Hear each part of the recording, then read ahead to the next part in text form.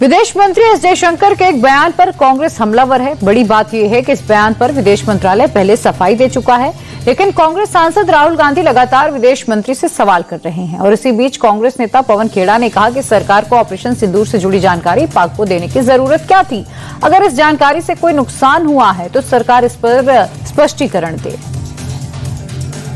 जयशंकर जी खुद press agencies को सामने बैठाकर और खुद बता रहे हैं कि हमने पाकिस्तान के आतंकी ठिकानों पर हमला करने से पहले पाकिस्तान को सूचित कर दिया था। अब ये सूचित करने का क्या मतलब होता है?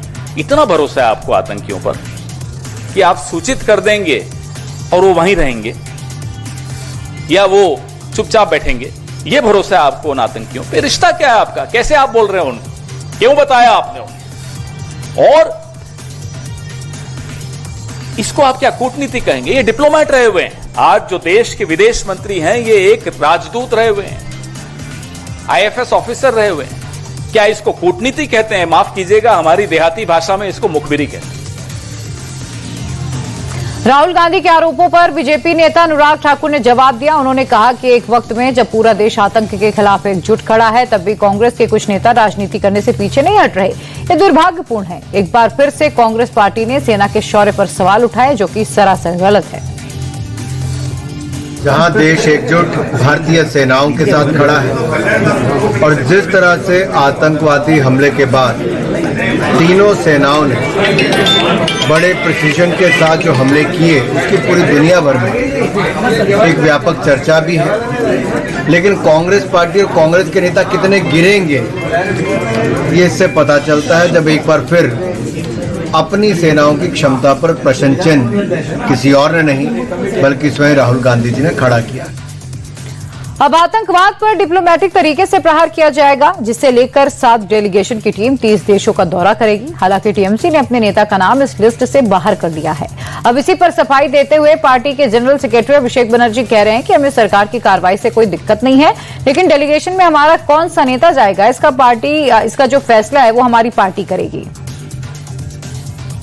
जिस तरीके से टेररिज्म को बढ़ावा देके इंडिया का पीस को डिसरप्ट करने का प्रयास पाकिस्तान की तरफ से हो रहा है, उसका हम कड़ी निंदा करते हैं। उसको ग्लोबल स्टेज में रखना भी चाहिए, लेकिन मेरा पार्टी से कौन जाएगा ये डिसीजन पार्टी का है। अभिषेक बनर्जी के बयान पर बंगाल बीजेपी के नेता शुवेंदु अधिकारी ने निशाना साधा। इस दौरान उन्होंने कहा कि उनके किसी भी सवाल का जवाब देने की जरूरत नहीं है। उनकी एकमात्र पहचान ये है कि वे सीएम के भतीजे हैं। उनका कोई बात का उत्तर देने के लिए जरूरत नहीं है। वो ममता बनर्जी का जो कंपनी है उसका चेयरमैन का नाम ममता और उनका मैनेजिंग डायरेक्टर का नाम है Abhishek Banerjee. His only identity is nephew of the CM. I defeated his owner.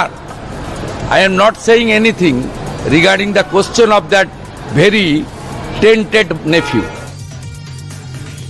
विदेश में जाने वाले डेलीगेशन के नेता दुनिया के सामने पाकिस्तान के आतंक पसंद प्रोपेगेंडा को एक्सपोज करेंगे। इसे लेकर संसदीय कार्य मंत्री किरण रिजिजू ने कहा कि दुनिया ये जानती है किस तरह से पाकिस्तान ने अपने फायदे के लिए आतंकियों को खुलकर सपोर्ट किया है।